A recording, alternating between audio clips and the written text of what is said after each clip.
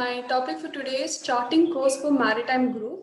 So on Tuesday, the Prime Minister Narendra Modi virtually inaugurated India's second summit, that is for Maritime India Summit.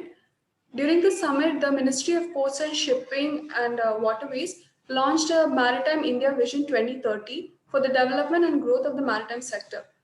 The Maritime India Vision 2030, which is commonly known as the MIV 2030, aims to reach cargo traffic up to 2,570 MTPA, that is million tons per annum by 2030.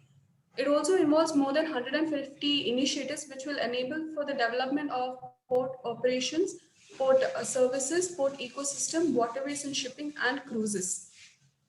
There are many initiatives involved in this MIV 2030 for the development of the whole India maritime sector.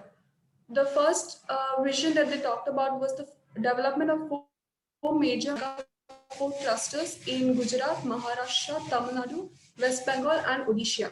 So in these four ports were chosen after an evaluation of their industrialization and their hinterland connectivity. The main aim is for these four ports is to reach around 300 MTPA by 2030. Also, the 12 major ports will be developed using world-class, globally accepted infrastructure, and their drafts will also be increased so that they can handle mega vessels. Another initiative is for increasing India's transshipment capacity. So currently, around 75% of India's transshipment is being handled outside of India in Colombo, Singapore, and Port Klang. This actually increases the cost for the traders. So by increasing India's capacity, we can actually look towards reducing the cost of trading for the exempt stakeholders. There is also aim to develop ports in Kanyakumari and Campbell Bay, so to help with the transshipment of the cargo and also increase the capacity of the Cochin port.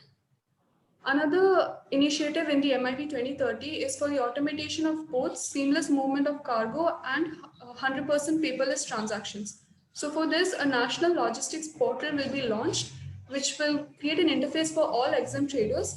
And through this portal, we can ensure 100% paperless processes, domestic shipment tracking, cloud-based document management, and digital payments. There's also an initiative for reducing logistics costs by providing commodity-specific infrastructure at the ports, which will also help with the automation of the port's operations. Another initiative by the government is for the development of cruise tourism in rivers and ocean sectors. This is also in connection with the development of the national waterways, as it is seen that inland waterway transport is more environmental friendly and less costly for both cargo and for passengers. The MIB 2030 also aims to increase the number of share of Indian seafarers.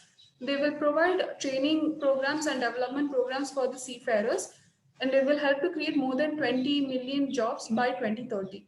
The main objective of MIB 2030 is to make India a maritime superpower, which will also help to contribute for enabling India to reach the $5 trillion economic goal. That is all about my topic. Thank you.